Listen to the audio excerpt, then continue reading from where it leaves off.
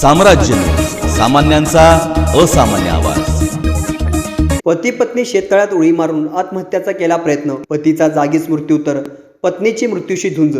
सोलापूर शहर परिसरातून एक धक्कादायक घटना घडली आहे। याबाबत अधिक माहिती अशी की हनुमंत विठ्ठल काळे, राहणार मार्डी, तालुका उत्तर सोलापूर हे गेल्या 13 वर्षापासून सोलापूर शहर परिसरात एलगुलवार यांच्या शाळेत शिपाई म्हणून काम करत होते। काम करून सुद्धा वेतन मिळत नसल्याने ते काही दिवसापासून तणावात होते। या तणावातच हनुमंत विठ्ठल काळे यांनी आपल्या शेतातील शेततळे येथे आपल्या पत्नीसमेत उडी मारून आत्महत्या करण्याचा प्रयत्न केला। दरम्यान यावेळी हनुमंत यांचे वडील विठ्ठल काळे यांनी हनुमंत काळे यांच्या पत्नीला वाचवण्यात त्यांना यश आले, परंतु स्वतःच्या मुलाला ते वाचवू शकले नाही। त्यामध्ये त्यांचे दुर्दैवी मृत्यू झाले, अशी एकंदरीत माहिती समोर येत आहे। इतकेच नव्हे तर गेल्या 13 वर्षापासून पगार न दिल्याच्या त्रासाला कंटाळून माझ्या मुलाने आत्महत्या केली आहे आणि तसेच त्यांनी कोर्टात याचिका दाखल केली होती। यावेळेस कोर्टाने यांच्या बाजूने निकाल दिला, तरीही पगार न मिळाल्याच्या कारणावरून हनुमंत यांनी आत्महत्या केल्याची माहिती हनुमंत यांचे वडील निवृत्त पोलीस अधिकारी विठ्ठल काळे यांनी दिली आहे। प्रकार असा झालेला आहे, माझा मुलगा हनुमंत विठ्ठल काळे जो सध्या मयत झालेला आहे। आज जागतिक आदिवासी दिन आहे, मी एक आदिवासी आहे, पारधी समाजाचा आहे। प्रकार असा झालेला आहे की माझा मुलगा जवळजवळ 13 वर्षापासून चंद्रभागाबाई एलगुलवार प्रशालेमध्ये शिपाई म्हणून नोकरीला होता। तिथं जागा खाली झाली होती म्हणून तिथं घेतला होता त्याला। पेपरला ॲड वगैरे दिलेली होती, मी स्वतः वाचलेलं आहे ते पेपरचे ॲड वगैरे।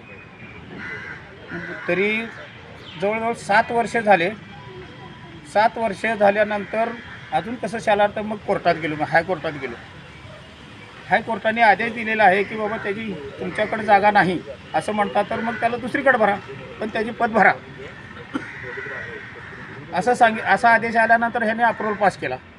अप्रूव्हल पास केल्यानंतर वरिष्ठाकडे पाठवलं पुण्याला शालार्थ ID साठी। शालार्थ ID अजूनसुद्धा आलेलं नाही। आज आदिवासी जागतिक आदिवासी दिनी माझ्या मुलाचा बळी घेतलेला आहे शासनकर्त्यांनी शासन राबवणाऱ्या अधिकाऱ्यांनी। माझ्या मुलाकडे काहीतरी 5 लाखात माझा मुलगा मला 5 लाख रुपये पाहिजे। म्हणलं कुठनं आणू बाबा मी, आता मी रिटायर माणूस, तुम्हाला जगवता मी नाकीनऊ आलेला आहे। आज मी सकाळी 6 वाजता शेतात जातो, दररोज जातो शेतात सकाळी 6 वाजता। माझ्याकडे एक गाय आहे, एक खोंड आहे। ह्याच्यासाठी मी सकाळी जातो। सकाळी गेल्यानंतर पाठीमागं हे सगळे लेकरं बायको घेऊन आला। माझी नात ओरडायला लागली, अण्णा अण्णा अण्णा शेततळ्यावर। ती मुलांनी अक्षरशः त्यालासुद्धा टाकायचा प्रयत्न केलेला होता। मी पळत गेलो काय झालं म्हणून, शेततळ्यावर कशाला आले। तेवढं माझी पाठीमागनं बायको बी आली। मग मी काय केलं, अरे काय झालं, निघाल ना पगार तुझा, काय एवढं हे करतोस, मी आहे ना जिवंत अजून। मग असं म्हणून मी लेकराला घेतलं, मी आणि माझी बायको लेकराला घेतलं ना, आम्ही शेडवर गेलो। अजून हे काय आले नाहीत म्हणून बघितलं तर हे दिसेना।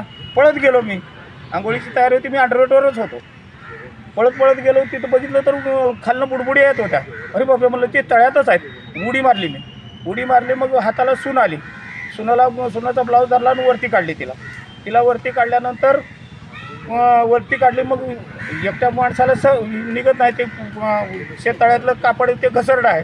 मग एका हातात सून, डाव्या हातात सून आणि उजव्या हातात रशी, ते केबलची ड्रीपची नळी ती हातात। मग ओरडायला लागलो मी शेजारच्या माणसाला। ओरडायला लागल्यानंतर एक जण आला, त्याच्या हातात दिलं, मी खालनं धक्का देऊन सुनाला वरती काढलं, मी परत बुडालो। मग मुलाला काढलं तर मुलगा अनकॉन्शियस होतं। दोघंजण मग त्याचं पोट वगैरे दाबून सुनाचं पोट पालथी पाडले आणि दाबायला लागलो। मग सुनाला थोडं केलं त्यानं हां केल्यावर मग मी पोराला बी दाबायला लागलो। मग तोपर्यंत दुसरे तिघं जण आले, त्यांनी आले। मग ते दाबादाबी केली, पण काय मुलाचं काय हालचालच बंद झालेली होती। मग सून हे करताना मग ॲम्ब्युलन्सला एका जणाने फोन केला, लगेच ॲम्ब्युलन्स यायला लागली होती। तोपर्यंत पुतण्या आला, भाऊ आले।